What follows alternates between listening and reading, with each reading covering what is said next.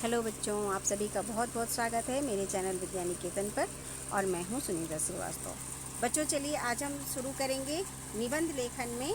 जो हमारा शीर्षक है आज का वो है लड़का लड़की एक समान। निबंध लिखने के पहले बच्चों हमें कुछ बातों का ध्यान रखना चाहिए। तो हमें सबसे पहले जिस भी विषय पे हम निबंध लिख रहे हों उसके बारे में हमें थोड़ी बहुत जानकारी होनी चाहिए।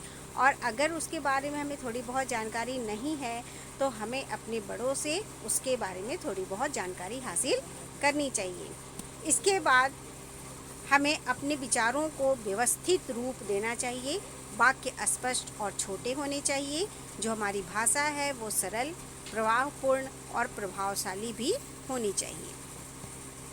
अंत में जो हम लिखते हैं वो निष्कर्ष लिखते हैं, सार लिखते हैं अपने निबंध का। तो उसमें जो पूरे निबंध में जिन बातों का जिक्र हमने किया था उनका उसमें सारांश होना चाहिए।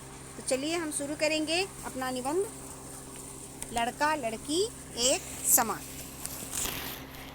तो सबसे पहले हम उसके बारे में भूमिका लिखेंगे। इसके बाद नारी प्राचीन काल में कैसी थी उस बारे में लिखेंगे। फिर आधुनिक नारी के बारे में लिखेंगे और आखिरी में हम लिखेंगे निष्कर्ष। तो चलिए सबसे पहले हम शुरू करेंगे अपनी भूमिका से। नर के अभाव में नारी का जीवन अपूर्ण है। तो नारी के अभाव में नर का अस्तित्व कुछ भी नहीं।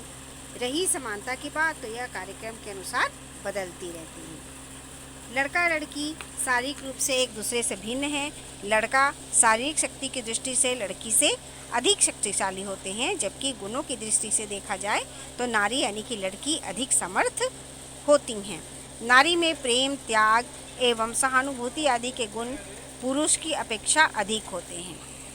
प्राचीन काल में भारत में लड़का लड़की को समान अधिकार प्राप्त थे। उस समय नारी को गृहलक्ष्मी, सहधर्मिणी, अर्धांगिनी आदि अनेक संज्ञाओं से अभिहित किया गया था।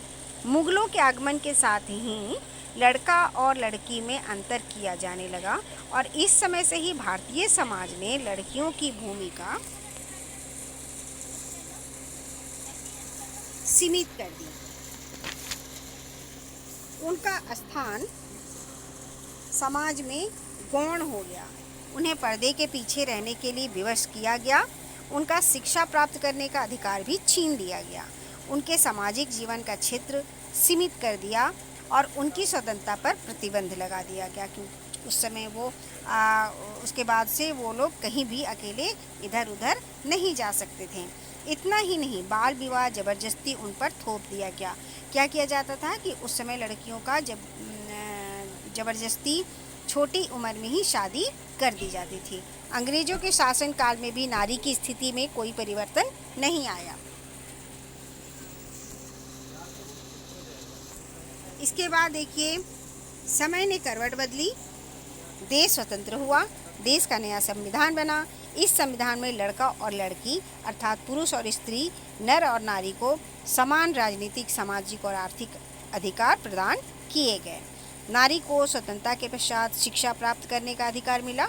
उसे अपनी योग्यता के आधार पर किसी भी पद पर पहुंचने की आज़ादी मिली और फलस्वरूप आपने देखे होंगे कि आज अधिकतर जो IAS हैं, IPS हैं, हमारी सेना में हैं लड़कियां, क्रिकेट भी खेलती हैं।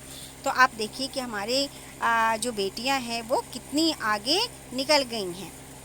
आज भी पुरुष प्रधान समाज में लड़का लड़की के खान पान, शिक्षा दीक्षा में भेद किया जाता है।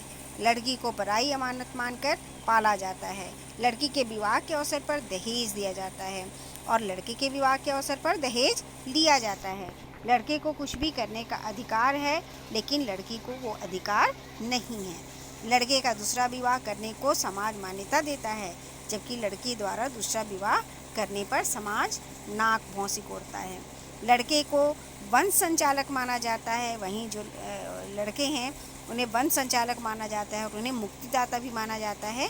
आज हमारी रूढ़िवादी समाज के जीवन मूल्य लड़कियों के लिए अलग और लड़कों के लिए अलग हैं, जबकि ऐसा नहीं होना चाहिए, क्योंकि दोनों का अपना अपना महत्व है और दोनों ही बहुत ज़रूरी हैं समाज के लिए।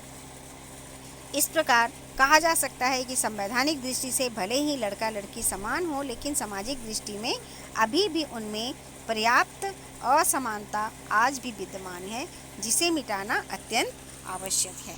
हमें अपनी बेटियों को, अपने समाज की नारी को आगे बढ़ाना है और लड़के और लड़कियों के बीच का जो फ़र्क है उसे हमें मिटाना है।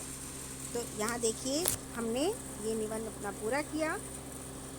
आप भी इस तरह से लड़का लड़की एक समान के बारे में आप चाहें तो यही लिख सकते हैं। आप इसमें कुछ और भी जोड़ सकते हैं। ये तो मात्र एक आपकी सहायता के लिए दिया गया निबंध है। तो आप अपना ध्यान रखिए, अपनी पढ़ाई कीजिए, घर पे रहिए, स्वस्थ रहिए और खुश रहिए। इन्हीं शुभकामनाओं के साथ बाय बच्चों।